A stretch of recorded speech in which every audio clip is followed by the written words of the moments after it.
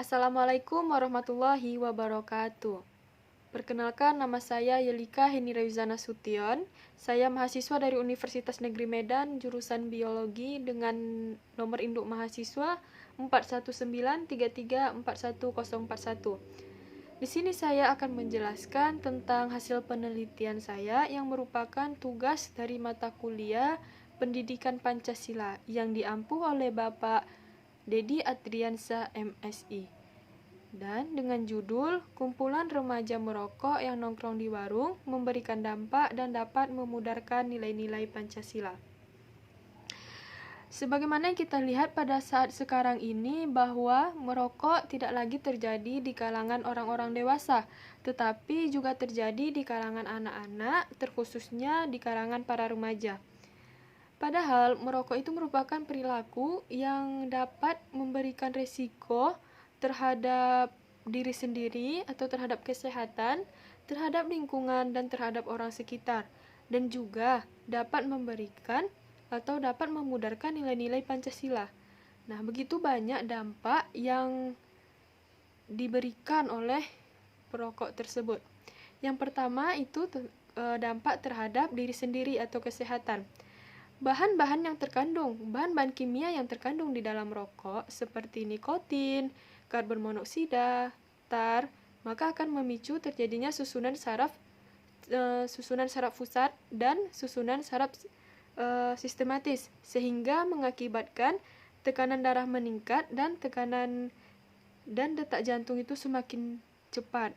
Kemudian dapat menstimulasikan penyakit yang lain seperti penyempitan pembuluh darah, tekanan darah tinggi, jantung, dan paru-paru. Kemudian juga merokok bagi para remaja itu juga dapat memberikan dampak terhadap konsentrasi dan motivasi belajar para remaja.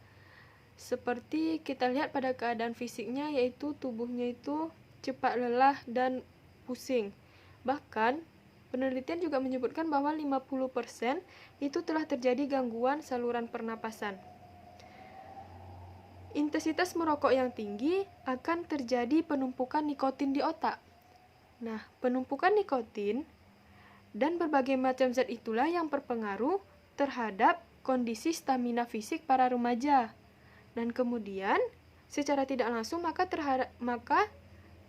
secara tidak langsung berdampak juga terhadap motivasi belajar remaja. Kemudian selanjutnya berpengaruh negatif terhadap prestasi belajar remaja dan masa depan para remaja. Kemudian yang kedua itu dampak terhadap lingkungan. Nah, seperti kita lihat bahwa merokok menimbulkan asap, menimbulkan sampah, sehingga terjadi seperti pencemaran udara dan penurunan kualitas udara, dan terutamanya itu adalah masalah sampah. Nah, dampak terhadap orang di sekitar itu misalnya asap rokok, bahwa menyebutkan juga orang yang menghirup asap rokok itu lebih berbahaya daripada orang yang merokok itu sendiri. Oleh karena itu, jika ada orang yang merokok di dekat kita, lebih baik kita menghindarinya agar tidak terhirup asap rokok tersebut.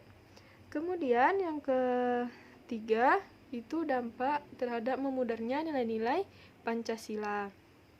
Sebagaimana kita lihat bahwa remaja yang nongkrong dan merokok di warung itu, ketika azan mereka diam saja, tidak bergegas untuk melaksanakan atau bergegas mau pulang, tetapi mereka malah mengabaikan dan asik dengan apa yang mereka lakukan, dan ini merupakan termasuk suatu pelanggaran atau tidak menjalankan perintah agama, dan ini sekaligus tidak menjalankan perintah sila yang pertama. Yang pertama itu merupakan ketuhanan yang Maha Esa, dan ini juga dapat memudarkan nilai Pancasila yang pertama. Kemudian sila yang kedua, kemanusiaan yang adil dan beradab. Adil terhadap diri sendiri, terhadap orang lain, terhadap lingkungan. Nah, seperti yang kita bahas sebelumnya tadi, bahwa merokok menimbulkan pencemaran lingkungan, seperti pencemaran udara, penurunan kualitas udara, dan terutamanya ya masalah sampah. Dan kemudian pada sila yang kelima itu keadilan sosial bagi seluruh rakyat Indonesia.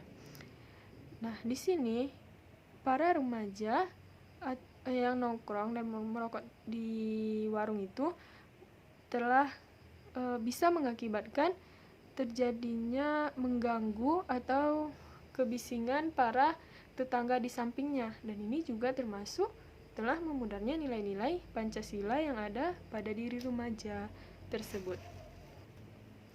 Adapun kesimpulan yang dapat saya sampaikan itu bahwa merokok banyak memberikan dampak negatif.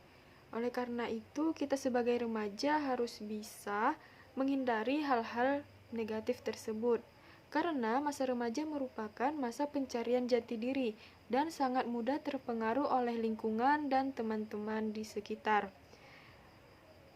Dan sehendaknya kita juga bisa memilah mana yang baik dan mana yang buruk agar tidak terjadi penyelewengan dalam kehidupan kita. Karena masa depan bangsa ada di tangan kita para pemuda.